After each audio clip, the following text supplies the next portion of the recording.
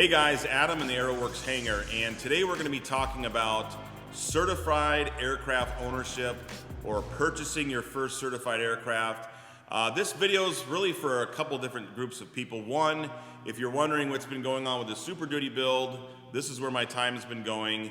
If you're here just to look at Cessnas or look at possibly buying your own aircraft, then this is also the video for you. So what we have behind me here is a 1971 Cessna Cardinal RG. This is the retractable gear version. This has the IO 360, which is a 200 horsepower Lycoming engine. It has the power flow exhaust, which is supposed to boost the horsepower slightly. And I purchased this at the end of last year as one of our business aircraft for travel and such. And even though I've been around aviation my whole life, this is really the first time purchasing a certified aircraft.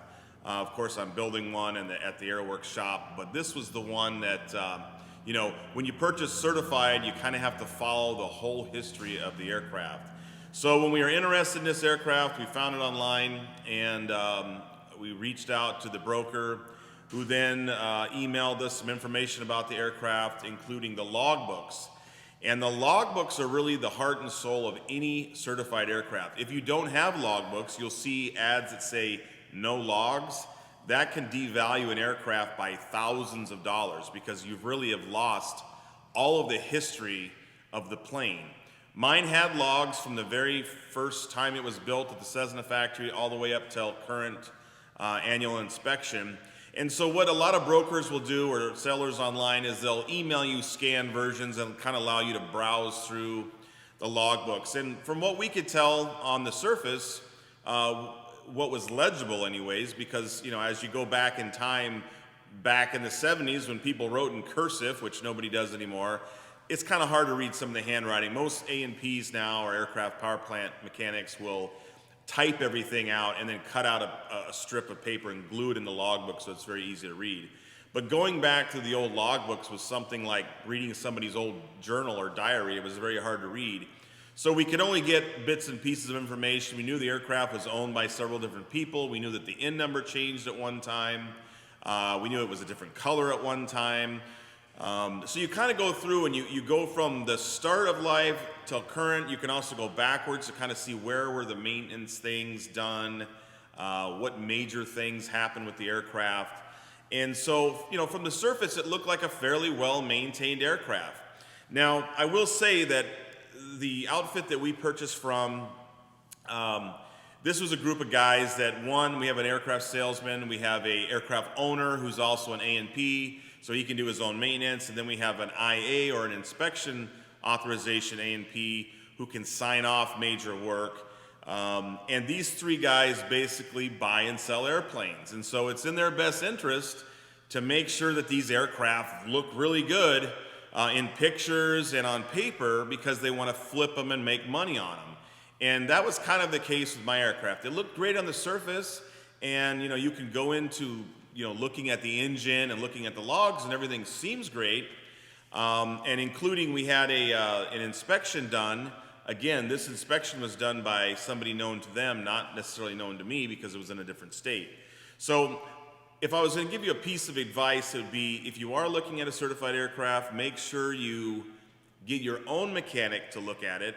And this may include even doing a full annual on the aircraft, and that can cost, a couple thousand to, $5,000. But it's an investment that you have to make because you don't know the history of this aircraft, and unless your own person takes all the panels off, digs into all the logbooks, looks at the engine, looks at the compression, looks at everything, you really don't know the history of the aircraft. And when we got this plane back in the beginning of this year, 2023, the surface, it looked great. But as we dug into more things, we noticed we were burning some oil.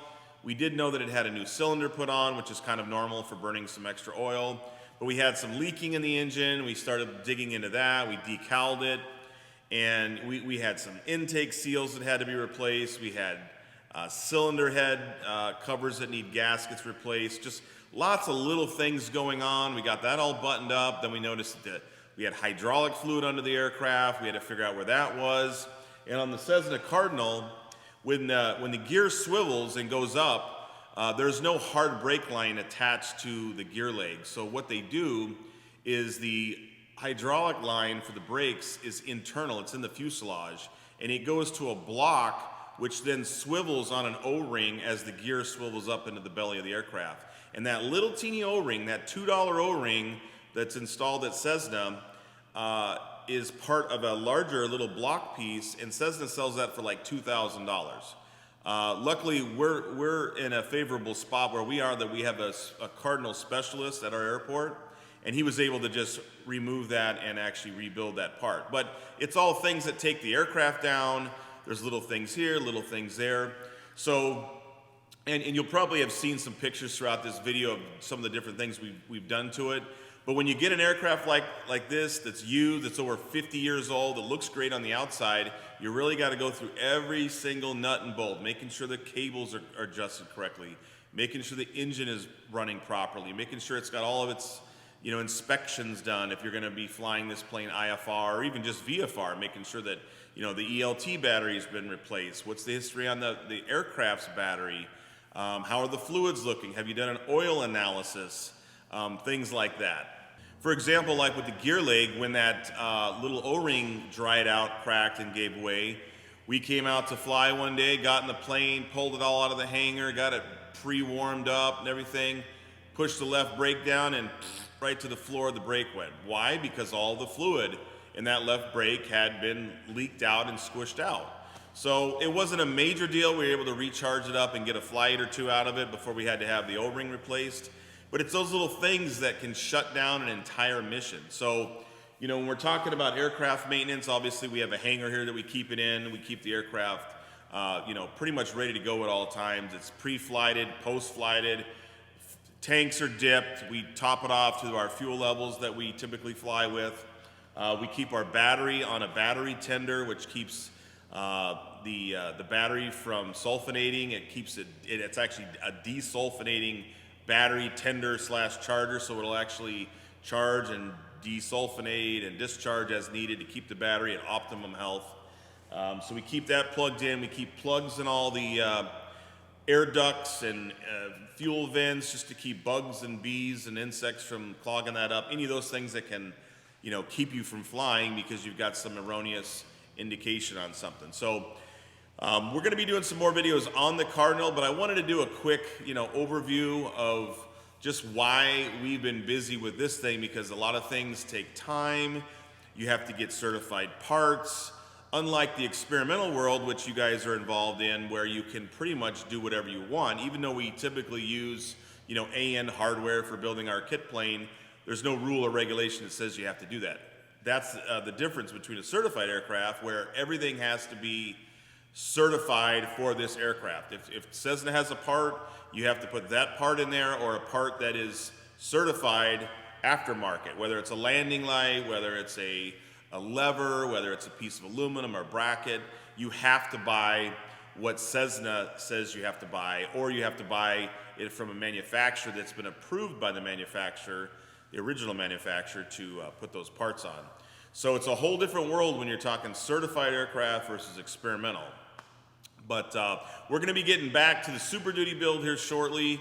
This one is pretty much up to stuff where we want. We did get a fresh annual at the beginning of January, so that kind of takes us through to next January, or 100 hours basically. But for right now, she's been running smooth, and we're just watching some oil burn on that new cylinder as it gets broken in fully. But other than that, guys, it's Adam here in the Aeroworks hangar. We're going to get back to work on the Super Duty. If you have questions about certified aircraft, or any tips or tricks or pointers or anything that you experienced, make sure you leave it down below in the comments. We'd love to see what you guys are flying or saying or doing. And until the next video, again, it's Adam with Aeroworks. We'll see you on the next one.